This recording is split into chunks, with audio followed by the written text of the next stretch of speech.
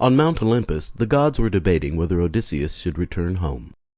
Eventually, Zeus decides Odysseus should return, so he sends Hermes, the messenger god, to tell Calypso to set Odysseus free, while the goddess Athena goes to Odysseus' son Telemachus to help him find out what happened to his father, because he and his mother's palace is being overrun with suitors after their fortune. Athena, in disguise, convinces him to go to Nestor, who fought with Odysseus in the Trojan War. But he does not know what happened to him. He suggests to go to Menelaus, who knows that Odysseus is stranded with Calypso. Meanwhile, Hermes travels to Calypso's island, and she agrees to let Odysseus go. So he sets sail on a small raft, but it is destroyed during a storm created by Poseidon, the god of the sea. Eventually, he washes up on the shore of the Phaeacians, who welcome him and declare a holiday in his honor. Odysseus proves his strength by throwing a discus farther than anyone else. Then King Alcinous asks him who he is, so Odysseus starts his story. After leaving Troy, Odysseus and his men attacked a city, but reinforcements arrive and they had to flee. Then they came upon the Lotus Eaters, where many of his men ate a strange plant and lost all desire to go home. But Odysseus dragged them away, only to land on the Cyclopes island, where they were locked in Polyphemus, the Cyclops' cave. But Odysseus blinded him and tricked him into moving the boulder blocking the exit. After sailing more, they came upon the Keeper of the Winds, who gave Odysseus a bag of wind to blow them back to Ithaca. But his men opened it, and it blew them the wrong way, where they landed on the giant Laestrygonians, who threw boulders at Odysseus' ship, killing many of his men. They escaped, and came to the witch Circe, who turned Odysseus' men into pigs.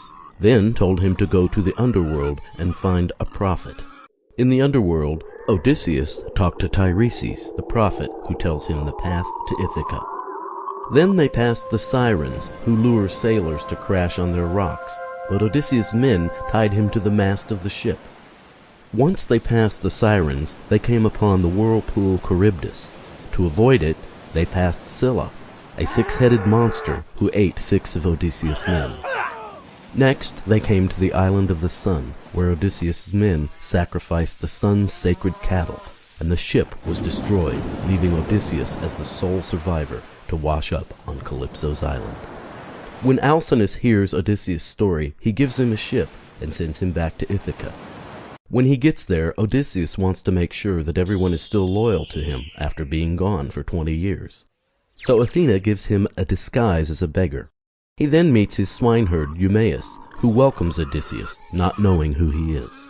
Telemachus returns to Ithaca, and Odysseus reveals himself to his son. They then plan to kill the suitors. The next day there is a contest to string Odysseus' bow and send an arrow through 12 axes.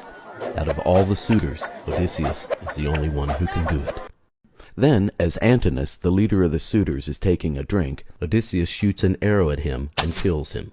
Odysseus and Telemachus battle with all the suitors and kill them.